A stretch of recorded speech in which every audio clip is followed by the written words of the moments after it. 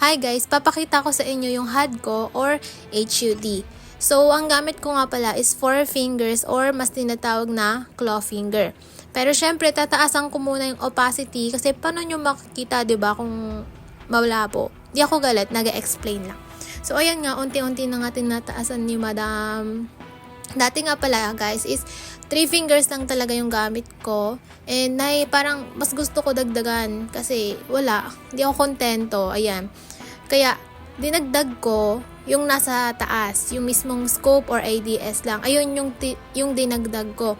Dati ang ginagamit ko, nakikita nyo yung nasa lower right side. Ayan lang yung gamit ko na automatic scope and fire na siya. Pero ayun nga, sineparate ko kasi ayoko magkasama sila. Kaya kung makikita nyo yung prone at saka yung slide, magkahiwalay din. Kung makikita nyo yung throwables, magkahiwalay din.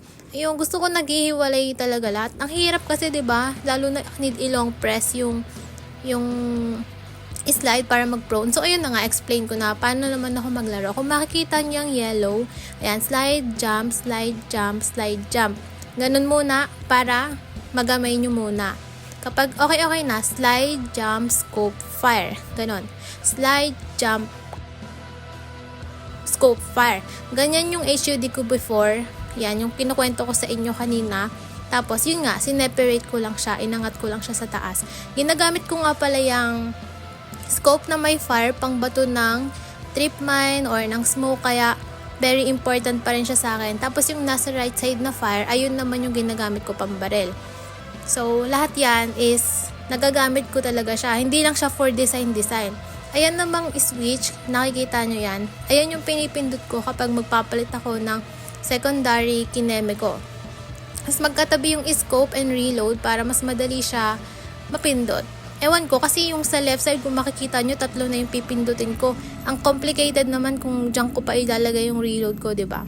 Tapos ayun na nga, kung nakikita nyo yan, ginagalaw-galaw ko lang, sinasabi ko dyan na ayun yung fire ko, tapos ito naman, para mas maintindihan nyo, tara, mag-AI tayo.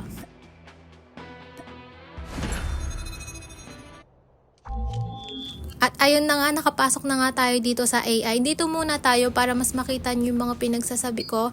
And yung movements ko, syempre sa huli ko na lang ipapakita. Ayan.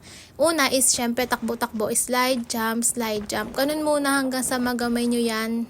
3 finger na yan. Slide, jump. Pag okay na, tsaka mo dadagdagan ng scope. Pero ito nga pala yung sinasabi ko kanina na ginagamit ko yan yung nasa lower right side pang bato ng throwables. Like trip mine and smoke. Kung makikita nyo, maya-maya, ayan, magbabato ako ng smoke. Ayun ulit yung pinanggamit ko. Kasi nga yung nasa left side, ginagamit ko lang siya for fire. Ayan, for sa mga gun na mismo. Ayan, ginagawa ko slide, jump, scope, fire, slide, jump, scope, fire. Tapos ganun, scope, scope. Yan, di naman all the time kailangan nyo talaga mag-slide jump.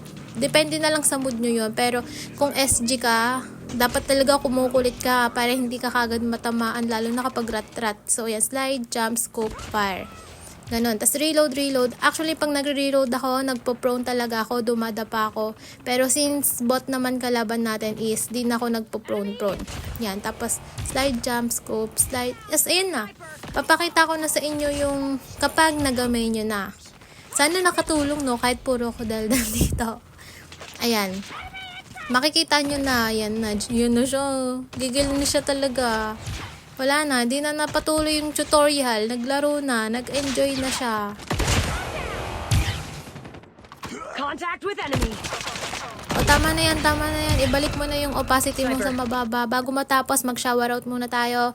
Shoutout sa'yo, sinong lilitaw? Si Yusuf Jocolano, kay Ashley Eunice, shoutout MJ Milanes, kay Juriel Mitsuki, kay Carlo Banal, Lex, Scarlett May Tuazon, Saidi Vales, shoutout kay Gabe Ezekiel Lazaro, kay Jeniel Tapala, kay Reggie Upo, kay Mark John Matulak, kay Madrick Rica Franca, shoutout kay Quit, kay Renz Postrero, at kay Jeruz EF.